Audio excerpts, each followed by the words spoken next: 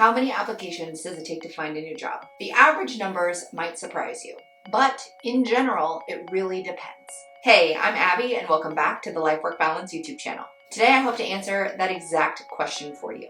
Before I jump into answering this question so you can know what to expect when it comes to your own job search, please go ahead and give this video a thumbs up if you're looking forward to learning about what to expect when it comes to applying to jobs.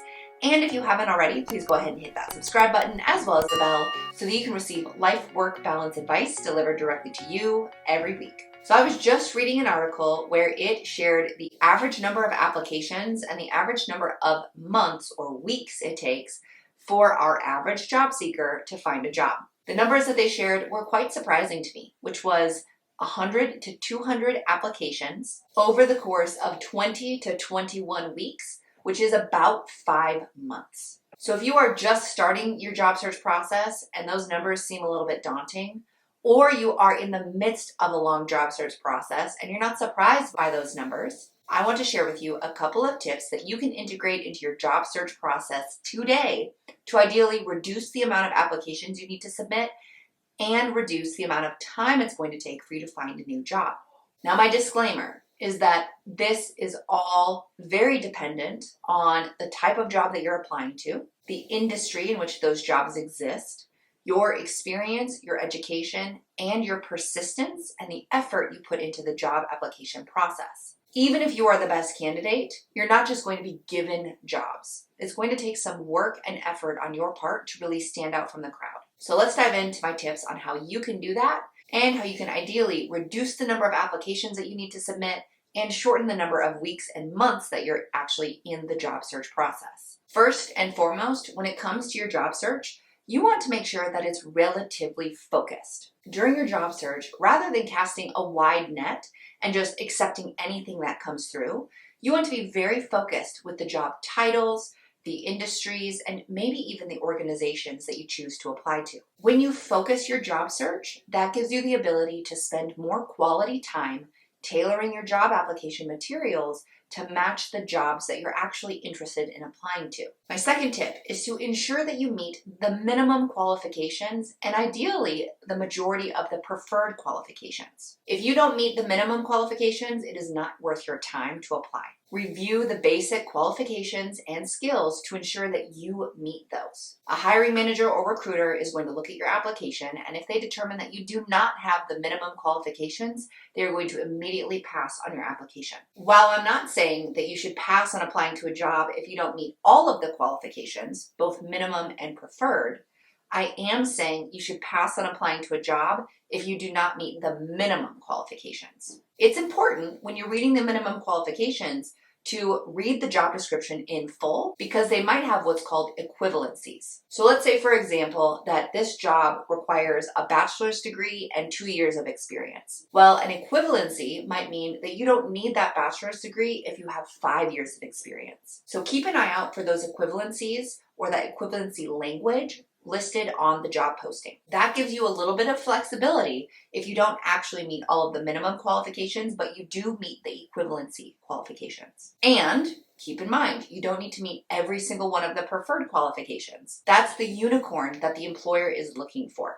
Unicorns might not exist. So if you meet the majority of the preferred qualifications, but not all of them, don't discount your qualifications for the role. Many times, the preferred qualifications include things that are trainable or teachable. So if you have the minimum qualifications that are necessary to be successful in this role, and you have some and ideally a majority of the preferred qualifications, you will be able to hit the ground running in this role. My third tip is to incorporate some of the key words and phrases from the job posting into your resume. So what I mean is you need to tailor your resume. Tailor your resume to match this job posting. Now, there are lots of ways that you can do this. You can go through and you can replace words directly on your resume, or you can use an AI program like ChatGPT, which is what I recommend doing the first time you start to tailor your resume. This first draft of your tailored version will give you a really good idea of how you can convert your existing resume and the qualifications and the bullet points that you have on that document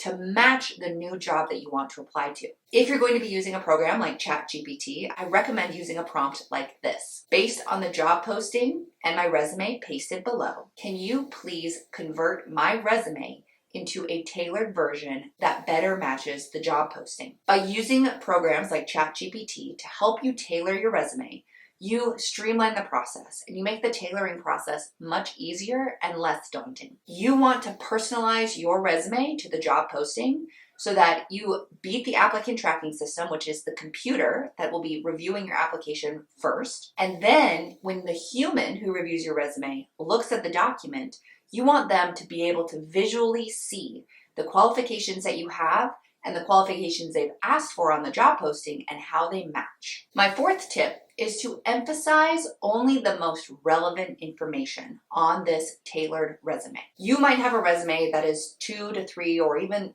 4 pages long, maybe even longer. You want to reduce your resume to 1 to 2 pages for this initial application. You do so by only including the information that is relevant to the job that you're applying to. Include all of the transferable skills for the job that you are applying to, but leave off the things that are not relevant to the job that you are actually applying to in the moment. What I recommend doing is to ensure that the previous experience that you have that isn't necessarily relevant is not discounted. You want to also include your URL to your LinkedIn profile. Your LinkedIn profile is essentially the electronic or online version of your master resume. Your LinkedIn profile is what shows the depth and breadth of your experience, whereas your resume that you submit for this specific application is only tailored to the job that you're applying to and only displays the relevant information that aligns your experience to the job that you're applying to. My fifth tip is to write and submit a cover letter. Now, many people have very strong opinions about cover letters. Some people think that you don't need them at all and it's a complete waste of time to write them and that no one will ever read them. And I'm part of the other camp, which is I believe that cover letters are what can set you apart from other applicants. Even if the job posting or the employer doesn't specify including a cover letter in the application, I highly recommend including one. Your resume is what piques the reader's interest. This could be the recruiter or the hiring manager. Your cover letter tells them a story about who you are and what you bring to the table and how you are a unique candidate that will really bring value to this role, the team, and the organization. I have a video on how to write a cover letter to help stand out from the other candidates that are applying. So if you haven't watched that yet, I've linked to it in the description box below, and I recommend checking that out next. You don't have to feel like you have to start from scratch if you don't have a cover letter already. Again, use programs like ChatGPT to help you write a really compelling cover letter. You can use a prompt like this. Based on the job posting below and my resume pasted below, please generate a professional yet friendly cover letter that demonstrates my enthusiasm and interest in the position, gives a brief summary of my experience and how it's a good fit for this role, and close the cover letter with a request for an interview. See what the program generates for you, tweak it so it fits your language and it sounds like you actually wrote the letter, and then go from there. What ChatGPT generates for you is just the first draft, but it's a great way to get something on paper so that you can start the editing process and the creative process without having to start from scratch. Now, my sixth and final tip is to make sure you review your application and application materials before you click submit. This means review the resume, review the cover letter, review any supplemental answers to questions that they've included as a part of the application to check for spelling, grammar, general proofreading, and to ensure that it all aligns with the position that you are applying to. This is your very first impression. You'll make a couple of first impressions during this process, but you want your application to come across as professional, polished, put together, and like you truly are the unicorn that they're looking for to fill this role. It's really easy to tell if someone has submitted a generic cover letter, a generic resume, or generic application materials in general. You want to make sure that it is tailored and personalized to the role that you're applying to be the first indication that you are enthusiastic and truly interested in this role and that you're a good fit. Generic, generalized documents is not going to help you stand out.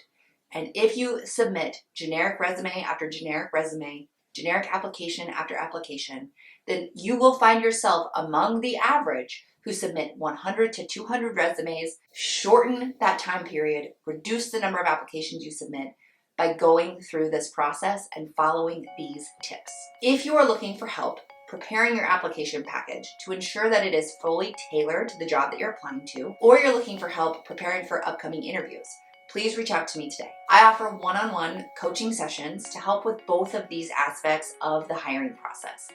First application process as well as the interview process. My spots are limited each week. I have very limited availability, and my spots fill up quickly. So if this is something that interests you, please reach out to me today. As soon as you know that you're interested in applying to a position, or as soon as you get an invitation for an interview, reach out to me to schedule your session so I can help you prepare to show up as your best self for this application process.